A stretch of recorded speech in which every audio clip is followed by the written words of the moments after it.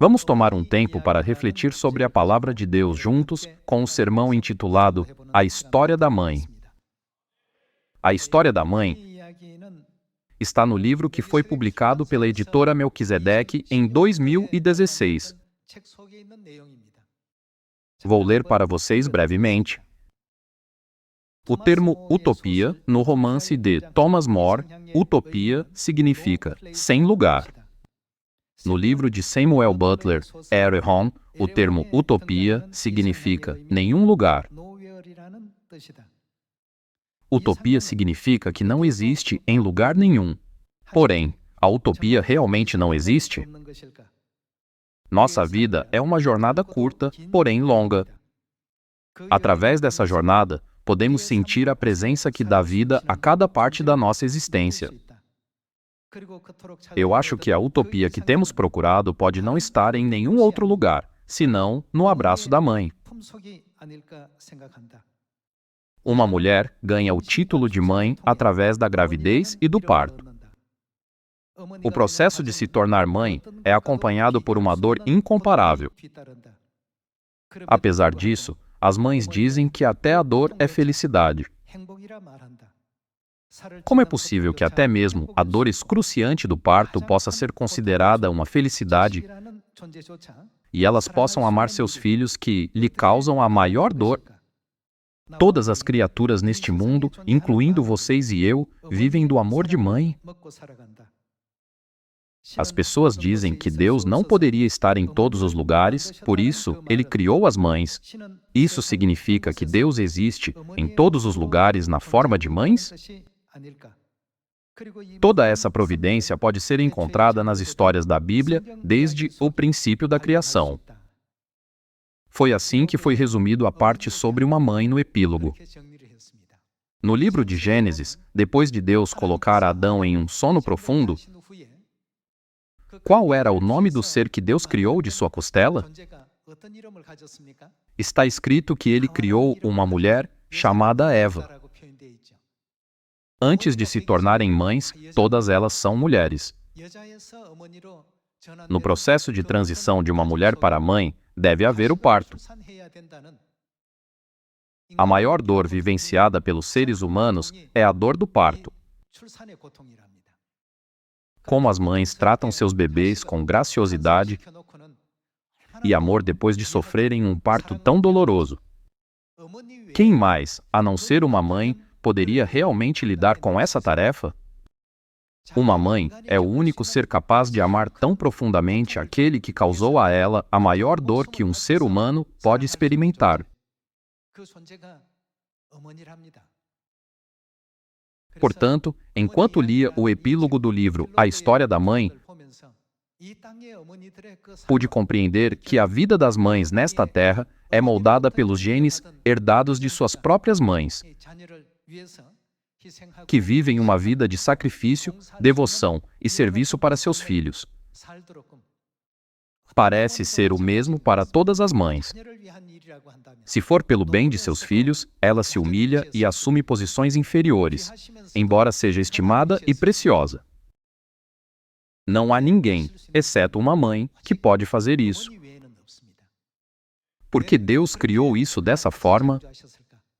Hoje, vamos examinar a Bíblia a respeito desse assunto. Nós apreciamos os grandes sacrifícios de nossas mães físicas, mas conforme rastreamos a linhagem das mães, acabamos chegando a Eva. De acordo com a Bíblia, Eva é a esposa de quem? Ela é registrada como a esposa de Adão. De acordo com Romanos, capítulo 5, versículo 14. Quem Adão representa? Ele representa Cristo que há de vir, ou seja, o nosso pai espiritual. Na Bíblia, nossa mãe espiritual, que é a esposa de nosso pai espiritual, é chamada de Eva, por ser a mãe de todos os seres humanos. Em Gálatas está escrito: a Jerusalém lá de cima é livre, a qual é nossa mãe. Uma mãe também sente saudades de sua própria mãe e da sua avó. Quando a vida parece sufocante, desafiadora e cansativa, sua juventude se desvaneceu, seus filhos deixaram seu ninho e ninguém está por perto. Se lhe perguntam, de quem você sente mais saudade? Mesmo entre os idosos, a resposta costuma ser, mãe. Mesmo quando perguntamos a avós de 80 e 90 anos, eles dizem que sentem mais saudade de suas mães. Quando se pesquisou qual é a palavra mais bonita em idiomas ao redor do mundo, mãe foi identificada como a mais bonita. A presença de uma mãe no coração de todos significa os sacrifícios e o amor de nossa mãe espiritual.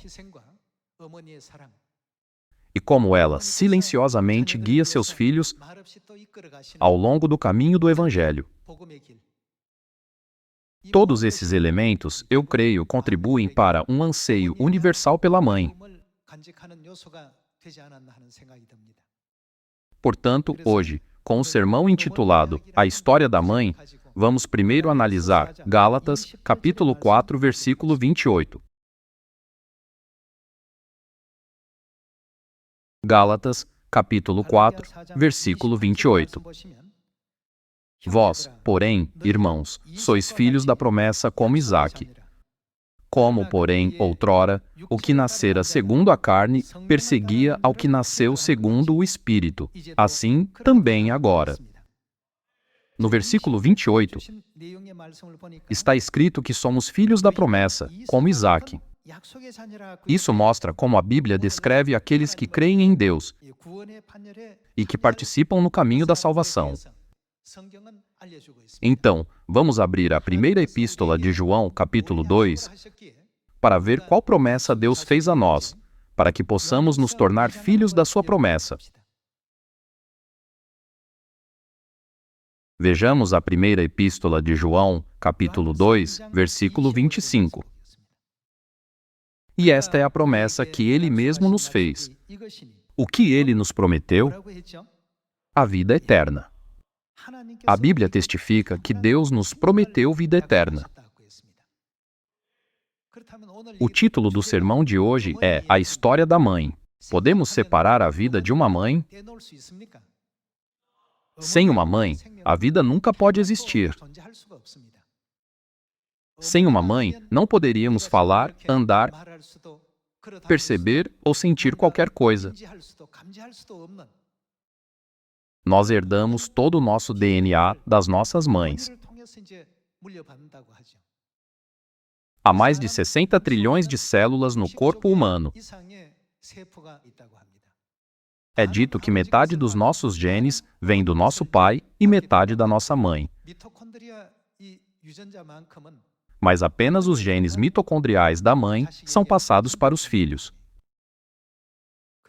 Isso mostra que não podemos nos tornar seres humanos completos sem uma mãe. Portanto, não podemos ter vida sem uma mãe. Vamos ver mais de perto a vontade de Deus em relação a este assunto. Vamos ver Apocalipse, capítulo 4, versículo 11. Apocalipse, capítulo 4, versículo 11. Tu és digno, Senhor e Deus nosso, de receber a glória, a honra e o poder, porque todas as coisas tu criaste, sim, por causa da tua vontade, vieram a existir e foram criadas. Todas as coisas foram criadas por Deus, pela vontade de quem todas as coisas vieram a existir, pela vontade do Senhor, ou seja, pela vontade de Deus. Então, Deus não poderia ter criado todas as coisas por meio de um pai para que toda a vida pudesse nascer sem uma mãe? Sim, ele poderia ter feito isso porque ele é o Deus Todo-Poderoso. Porém, ele não fez isso. Mas em vez disso, ele fez com que todos os filhos nascessem apenas de uma mãe. Sem uma mãe, a conclusão da vida é absolutamente impossível. Para dar à luz à próxima geração, uma mãe deve suportar muito sofrimento. Portanto, podemos dizer que a palavra mãe abrange dor, sacrifício, sofrimento e agonia. Muitas vezes, chamamos casualmente mãe, mãe. Vocês têm uma mãe física que deu à luz seus corpos físicos, e vocês também têm uma mãe espiritual. Vocês devem entender que, em nome de uma mãe, há incontáveis dificuldades ocultas e dores suportadas para o bem de criar os filhos. O nome mãe, certamente, não é um nome que surge por acaso. Em Apocalipse capítulo 4, está escrito que todas as coisas foram criadas e existem pela vontade de Deus. Na providência de Deus, todos os seres vivos nesta terra nascem de uma mãe, não de um pai. Assim como todas as criaturas herdam a vida física através de suas mães físicas, a vida eterna do nosso espírito jamais pode ser herdada sem a nossa mãe espiritual.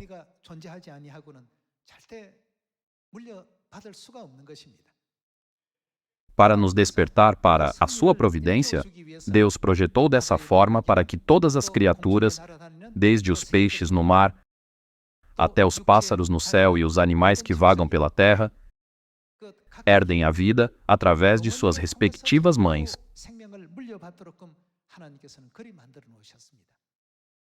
Isso nos ensina que, assim como a vida física é dada através da nossa mãe física, deve haver a nossa mãe espiritual que nos dá a vida eterna do nosso espírito, não é? Isso pode ser visto como Deus nos despertando para o fato de que a vida eterna não pode ser dada sem nossa mãe espiritual. Então, a mãe espiritual realmente existe na Bíblia? A Bíblia deve testificar tudo. O que a Bíblia informa e testifica é muito mais importante. Através do Gênesis capítulo 1, vamos confirmar o ensinamento de Deus de que temos a nossa mãe espiritual que nos dá a vida eterna. Vamos para Gênesis capítulo 1, versículo 26. No capítulo 1, versículo 26, está escrito: Também disse Deus: Façamos o homem à nossa imagem, conforme a nossa semelhança. Se Deus Pai tivesse criado a humanidade sozinho, ele deveria ter dito, eu farei, em vez de dizer, façamos, o que seria incorreto. A Bíblia é um livro que nos ensina a verdade. Se um só Deus criou os céus, a terra e todas as coisas neles, a expressão façamos deveria aparecer aqui? Não, não deveria. Portanto, podemos confirmar que deve haver mais de um Deus que criou a humanidade. Vamos encontrar a resposta para essa pergunta indo para o versículo 27. Vejamos o versículo 27. Criou Deus, pois, o homem à sua imagem. A imagem de Deus o criou, homem e mulher. O que ele fez? Os criou. Disse Deus, façamos o homem à nossa imagem. E ele criou tanto o homem quanto a mulher. Isso não nos permite entender que existe uma imagem masculina de Deus e uma imagem feminina de Deus, já que aqui foi descrito no plural. Isso significa que não foi um Deus singular que criou a humanidade. Por muito tempo, a humanidade se referiu à imagem masculina de Deus como Deus Pai. Então, como devemos chamar Deus que tem uma imagem feminina? Naturalmente, já que ela é aquela que nos dá a vida, devemos chamá-la de Deus Mãe. Portanto, assim como os pais e as mães existem no mundo físico, Deus nos despertou para o fato de que tanto Deus Pai quanto Deus Mãe existem no mundo espiritual. Esta é a promessa que Ele mesmo nos fez, a vida eterna. Porém, essa vida é dada à humanidade apenas através da mãe. A humanidade não aprendeu esse princípio ao longo de milhares de anos vivendo no mundo físico? As crianças certamente não podem nascer sem suas mães, E esse fato é bem conhecido até mesmo por criancinhas. Da mesma forma, para receber a vida espiritual, devemos ter a nossa mãe espiritual. Já que chamamos a imagem masculina de Deus de Deus Pai, então, naturalmente, devemos chamar a imagem feminina de Deus de Deus Mãe. Portanto, desde o início da criação, Deus Pai e Deus Mãe têm trabalhado juntos na criação da humanidade e também colaboraram para combater a arrogância da humanidade que construiu a Torre de Babel. Essa é a razão pela qual o substantivo plural Elohim é usado na Bíblia quando se refere a Deus. O motivo pelo qual Elohim, um substantivo plural, é usado para se referir a Deus, não é porque a Bíblia não possui substantivos singulares que se referem a Deus. Há os substantivos singulares Eloa e El, não há? El é um substantivo singular usado para se referir a um Deus. Porém, em todos os 66 livros da Bíblia, podemos ver que a palavra Elohim, para Deus, foi usada mais de 2.500 vezes. Está registrado dessa forma nos textos originais da Bíblia, tornando isso inegável até mesmo para os estudiosos da Bíblia. Assim, somente quando há a mãe, toda a humanidade pode receber o que Deus prometeu. Qual é a promessa de Deus? É a vida eterna. Devemos nos tornar aqueles que recebem essa promessa, a vida eterna, nesta terra, a fim de retornar à nossa eterna pátria celestial, certo? Para aqueles que não recebem essa promessa, não importa quantas vezes eles digam, Senhor, Senhor, ou eu creio, ainda que 100 vezes, qual é o ensinamento de Jesus em Mateus capítulo 7? Nunca vos conheci. Apartai-vos de mim, os que praticais a iniquidade. Não está escrito dessa forma? É somente quando tanto o pai quanto a mãe estão presentes que uma igreja pode possuir a vida eterna e uma pessoa pode se tornar um filho da promessa que herdará a promessa da vida eterna. Podemos nos tornar filhos da promessa sem a mãe? É impossível, e isso só pode ser visto como um falso ensinamento que distorce os ensinamentos de Deus dados a nós. Então, vemos consistentemente em uma família que uma mãe serve seus filhos e seu marido. Essa é a ordem que Deus estabeleceu. Não está escrito que o marido é a cabeça da mulher? A Bíblia também diz: as mulheres sejam submissas ao seu próprio marido como ao Senhor. Maridos, amai vossa mulher. Isso é o que a Bíblia nos ensina sobre construir uma família harmoniosa.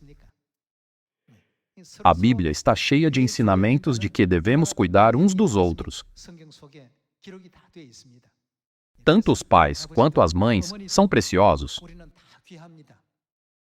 Enquanto uma mãe tem uma posição elevada na família, ela se humilha. Embora ela seja a mestra, ela vive como se fosse uma serva. Além disso, é dito que o amor de uma mãe por seus filhos é um gene passado de mãe para mãe, e além. Se rastrearmos a origem, chegaremos a Gênesis, capítulo 3, versículo 20. Vejamos Gênesis, capítulo 3, versículo 20. Capítulo 3, versículo 20. E deu o homem o nome de Eva à sua mulher, por ser. O que ela se tornaria? A mãe. A palavra mãe vem logo em seguida. Ela se tornou a mãe de todos os seres humanos.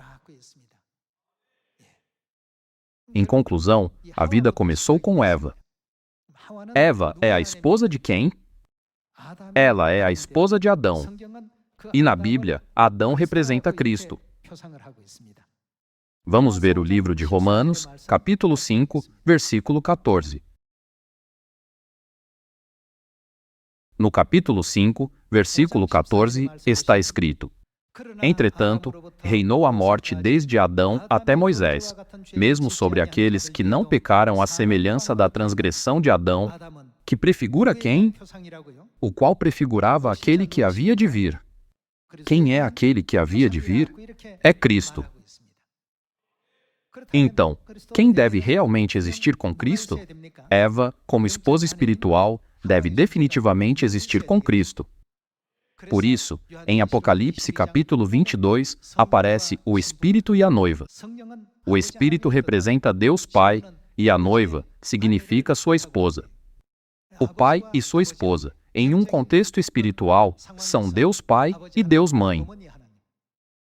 Além disso, em Apocalipse capítulo 21, aparece o Cordeiro e a esposa do Cordeiro. Todos esses conteúdos similares estão registrados em toda a Bíblia. Por isso, Adão é o modelo daquele que havia de vir, Cristo, e o que a Bíblia diz sobre Deus Mãe, que é a esposa de Cristo? Por ser a mãe de todos os seres humanos. Em outras palavras, Adão simboliza Deus com a imagem masculina, enquanto Eva representa Deus com a imagem feminina.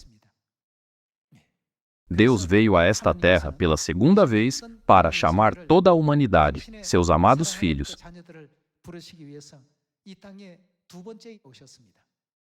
2000 anos atrás, ele pregou o Evangelho na Galiléia de Nazaré.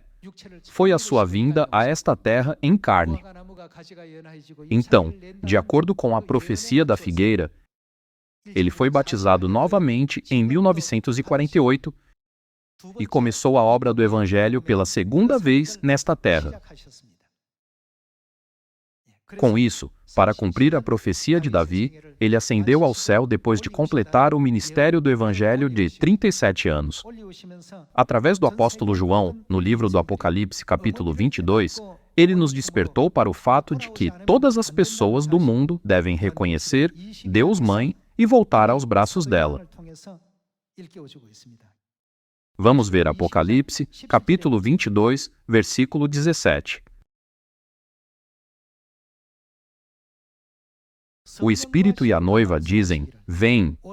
Em outras palavras, o pai e a mãe dizem. O que eles dizem? Para quem devemos ir?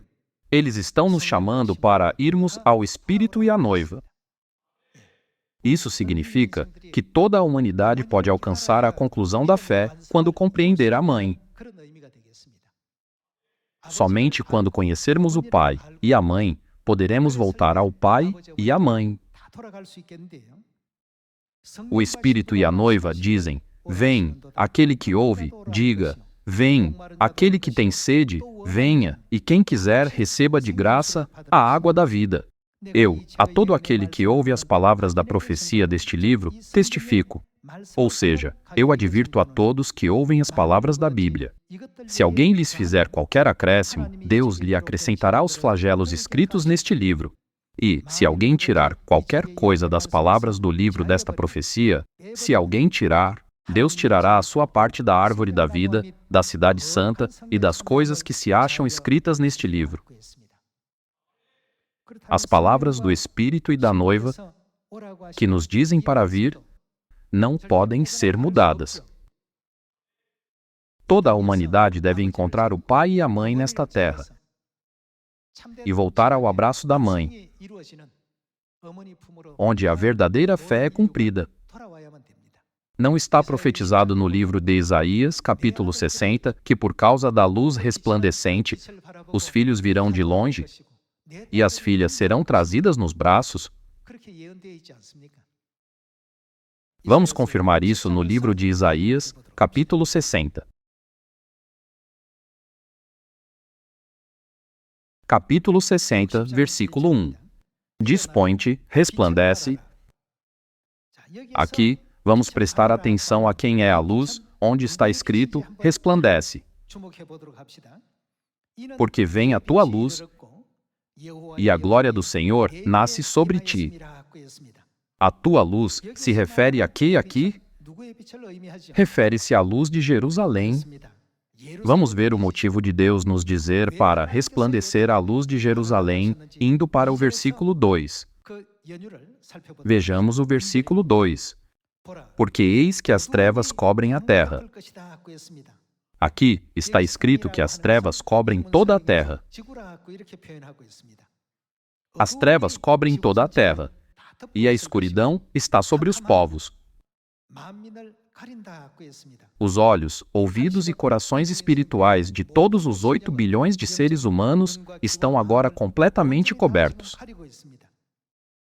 Porque eis que as trevas cobrem a terra, e a escuridão, os povos. Mas sobre ti aparece resplendente o Senhor, e a sua glória se vê sobre ti. Vamos ver o versículo 3. As nações, o que eles farão? Se encaminham para a tua luz, e os reis para o resplendor que te nasceu. As nações se encaminham para a tua luz, e os reis para o resplendor que te nasceu.